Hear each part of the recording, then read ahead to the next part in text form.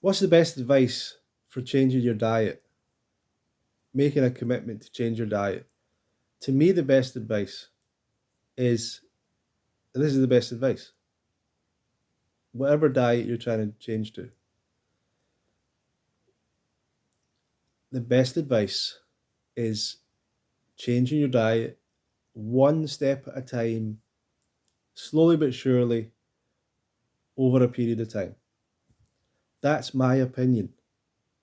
I don't even know if I've got evidence for that. I'm just giving an opinion based on what I've seen, what I understand about sort of people and human nature, what my experiences have been, and what I see in other people. The best change to make is the change that you're able to make, not the change you're making to to I don't know, challenge yourself in some way or signal to some group of people that you are something or whatever. Don't make this some kind of big identity thing for you until you're many, many years into it. You know, don't try and be this so you can say to other people that you are this. It's not a reason to do it. So I always would say this, and this is how I do my program. I've got a program that people can follow now.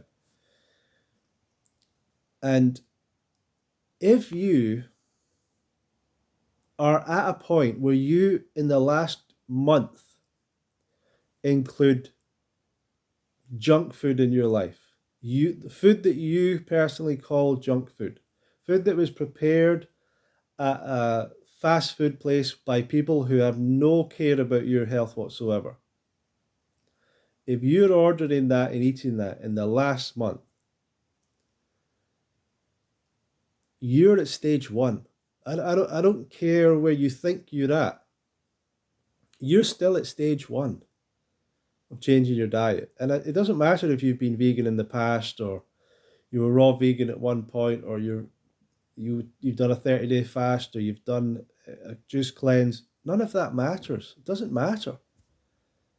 It doesn't give you anything in the moment. You're still at stage one. You've still not got to a point in your life where junk food is a non-choice.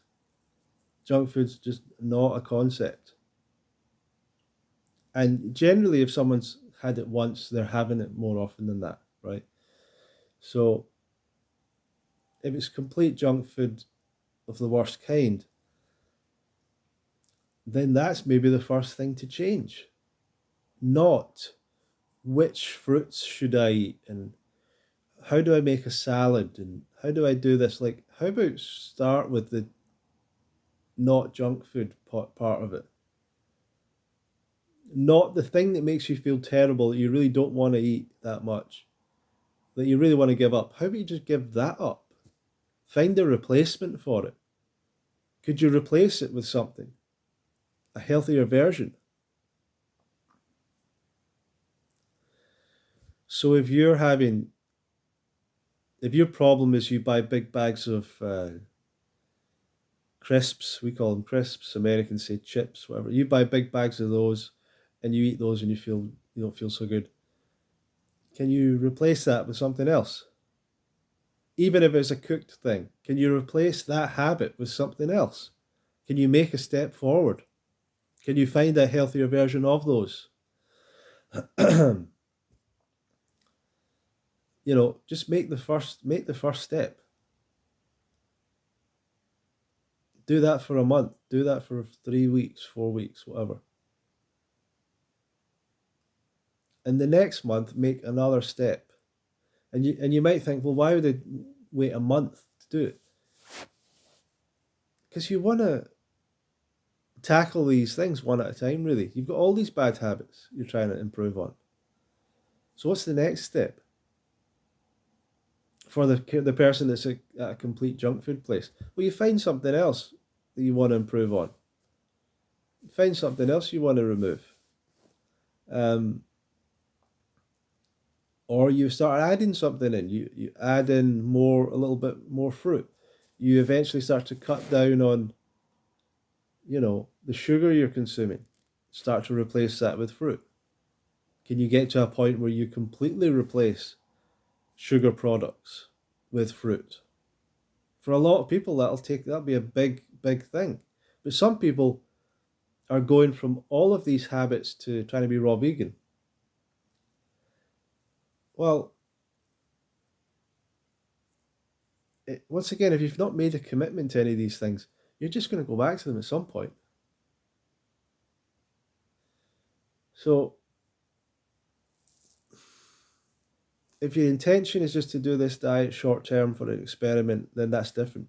If you're looking to make an improvement to your diet for life, then you should do it by making slow incremental changes and not overnight trying to change everything. That's my belief. Unless you can put yourself in a position where you have no control over what you're eating. If you could go to a place where for 2 years, that you cannot choose what you eat. You're going to be served raw vegan and that's it. Well, if you can find a place where you can be forced to do it for 2 years, but by the way, you're going to be finding every reason to leave. You're going to be running away from it. You're going to be, you know, swimming away from the island or whatever to try and go back and eating junk, because that's what people do. That's the disappointing thing about, people want to big up the idea of coaching and helping people out, and it's helping people out is a nice idea, uh, but you're trying to get people to help themselves, really, and it's frustrating to see that people won't help themselves, and they will find every excuse not to do this, every reason to run away from this. And that's what addiction is, That's why, for me, like, cooked food is an addiction thing, not I'm choosing to eat cooked food. I don't think people are choosing it. I think they're addicted to it. I don't think children like eating cooked food the first time they're trying it. I think they get addicted to it. I think parents continue to get them to eat it over and over and over. From what I see. So I'll say this and you won't do it. I know you're not going to do this, but small incremental changes over time, little changes consistently, is the best way to do it. And for me, that process happened over a maybe 10 or 15-year period or something like that. At least 10 years of adding more water to my diet. But I was slowly making changes, adding water to my diet, cutting down on the sugar in my diet, eventually cutting out sugar in my diet completely, um, giving up meat, eventually giving up dairy products, going vegan, going raw vegan, like giving up caffeine. These were all different changes at different points, really, and it's one thing at a time. Whenever I've went raw vegan, if I am going raw vegan, I approach it always. The 2 times that I've went raw vegan from being eating cooked food and stuff, I've always wanted to gradually improve my diet, gradually add, cut out certain foods, cut out certain foods. Eventually, I cut out salt, but I didn't cut out salt and cooked food at the same time. I cut out salt before I cut out cooked food. So I was eating cooked food, but without salt. And maybe it's the wrong way to do it. I don't know, but that's the way I did it over time. Gradually cut things out to the point that my diet was potatoes and fruit. And that was basically what my diet got down to. And then I gave up the potatoes. That's the way I've done it. That's the way that I've done it. Yeah, Yeah, I think so. That's the way I did it both times. And it wasn't like I gave up the potatoes really quickly or anything like that. It was never that quick. You know, it was a number of attempts. So, but in that time, like I wasn't randomly going back and having spare ribs and cheese and all this stuff. Like I wasn't randomly having a bad day where I ate all that stuff or had dairy ice cream or had chocolate or whatever. That wasn't happening. I was literally got to a point of the worst thing I was eating, in my opinion, was potatoes. Now that's not a bad worst thing to be eating in perspective. And that's the point. It's like, well, if you just stuck at that, you'd be okay. You know, it'd be all right. You'd avoid a lot of problems, I think. Um, I'm not sure. The quantity of potatoes is a little bit too much, though, if you go down that path. But you're not really severely damaging yourself as much as you would be if you were eating all the junk food and stuff and all the animal products. So, there's too many people that haven't given up the animal products and they're like, oh, I'm going to go raw this today. Like, why? Give up the animal products. Like, go plant based first. Never mind, like, go vegan first and go plant based, which is, I would say, is like the non junk vegan, like Whole Foods vegan. So I'd like to see people take that approach more. You know, just fasting.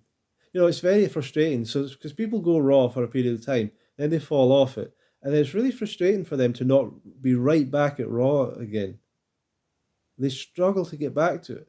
It is a struggle to get back to it. You aren't going to get back to it easily. It's such a delusion that people have. Oh, I've been doing it for 3 months, so I'll just see what cooked food's like again, and then I'll just go back to raw. That's not going to happen. How, Ronnie? How do you know it's not going to happen? How do you know who I am? Because you're a human being. Because that's what I've seen the last 10 years. Because that's what people do. Because that's how it works. That's why I don't eat cooked food. Like, I don't eat cooked food because I'll eat cooked food the next 6 months. Pretty much. Like, it's hard to give up. I don't think people think that I don't know. Do you really think you're in control? You're not in control. You have to negotiate with yourself. You need to sneak up on yourself. It's a weird relationship we have with ourselves. We've got an entire subconscious mind and system and all this trying to trip us up in our intentions of changing our diet. We don't want to awaken all that too quick. We want to just sneak in there so it doesn't even notice that you're changing stuff. It doesn't even notice. Sounds weird, but that's what you have to do. Um, and your addiction is the part of you going, hey, 3 months juice fast. Well done. How about you know what? You don't even need cooked food anymore. You don't even think about it anymore. You don't even want it anymore. You can have some. Just have a little. And you can prove you really don't need it anymore. That's how you'll prove it, by having some. And you don't realize you're just still addicted to cooked food. It doesn't matter you've been 3 months doing juice fast or whatever. You're still addicted to cooked food. Your addiction to cooked foods, it takes you like 2 years to get over.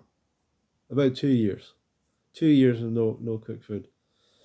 Um, and even then, if you start again, you'll go right back to it. I just don't think, like, people don't get this. People don't get it. It's not.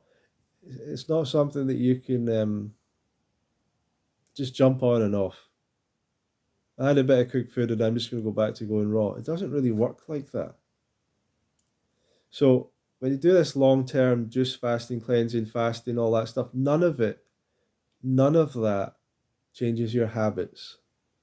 None of that leads to a long term lifestyle. Um, the only thing that does is gradually changing your habits over a period of time. And that's the only smart way of doing it. That's the way that I've written out my program. Now, does that make anyone follow it? No. Everyone wants to go their own path and everything, but um, I get that you can do 30 days on raw, and that's quite a good thing to be able to do. If you can do 14 days, 10 days, that's a good marker. You know how to do it to a degree. But now you might have lost too much weight in that time. There's other issues there, but you know how to do it to a degree. What you don't have is the mindset of to go raw long term successfully. Don't have the mindset, and some people will say things like, I saw a guy, a friend of mine. Uh, he was raw vegan years ago, and he was doing amazing. And of course, he goes back to the world of destroying yourself, and, he ends up he's like 100 pounds overweight and looks terrible, and he's lost his fitness because it's really worth it to have all that vegan junk food, and he's still vegan, but just a total shadow of his former self. He was in such good shape. That's what cooked food does, just destroys people's health. Anyway, um, so, and he goes, I've been making improvements to my diet again. I'm trying to do this, trying to do that, and I've been really done really well the last 30 days, and I'm going to celebrate with a pizza. And I'm like, why would you do that? So messed up. You see that you're confirming to yourself that your mindset is still pizza is the reward. Vegan pizza is the good thing. Vegan junk food is good and is a reward to me. It is the best thing. That's what your mind is still saying. That's what you're still saying. That's what you're still showing. I'm going to celebrate that I've been healthy for a period of time by being unhealthy. I think people do it in the bodybuilding world. They have a cheat day. I'm going to eat, but that's a different thing altogether because they're following an unsustainable diet. I'm going to have a cheat day. It's like I'm going to have a huge amount of carbohydrates because I've been trying to live without them for the last 6 days. It's just really, really dumb. Um, cheat days. It's just so stupid. Like, you want to have a diet that you actually like. What is this cheat day stuff? No cheating. Have a diet that you like, that you enjoy, satisfies you. The problem is everyone's doing everything else apart from a raw vegan diet. The only diet that'll ever satisfy you. The only way to eat that'll ever be satisfying. Anyway, so make out a plan, follow it slowly over time. If you want some advice or want to hear about the program that I help people with, and there's a group coaching aspect of it, membership group aspect, then you can reach out or a message below or send me an email. Info@fruitfest.co.uk. And if you want to come to the Fruit Festival, then that's 26th of July to the 2nd of August next year. If you want to come to that, then please feel free to let me know. Tickets are available now. Tickets start at about £1,000 for a full week. So it's not, not necessarily cheap to go, but it is valuable to go. It is worth it. But I appreciate not everyone has money and stuff. So at the same time, I appreciate that a lot of people spend their money on stuff that is not particularly valuable. But £1,000 is some people's supplement spending in a few months period or whatever. It's what people spend on herbs in a small amount of time. It's what people spend on, I don't know, bodybuilding supplements and steroids and whatever. It's what people spend gambling, silly gambling. There's a lot of ways that people waste money in life. Um, what other ways that people waste money? Alcohol. It's less than a person's alcohol. Many people's alcohol budget. It's less than many people's cigarette budgets. Um, when people go on holiday, people have often said to me, "Well, the fruit festival, I can go on this holiday, and this holiday is cheaper." And I'm like, "Yeah, your rubbish holiday is cheaper. I get that." Maybe that's not a nice thing to say. You're going to a place and having accommodation and being in a different place is cheaper. I totally get that, but you're going to be spending money there. People spend money on holiday. You're going to end up probably spending more because you're going to be so amazingly bored with no activities and stuff to do, or you're going to have to pay for all the activities. So the fruit festival is a pretty good deal. Should probably raise the price. Should probably double the price over the years. Um, people are going to complain anyway, so why not double the price? But the price is not doubled.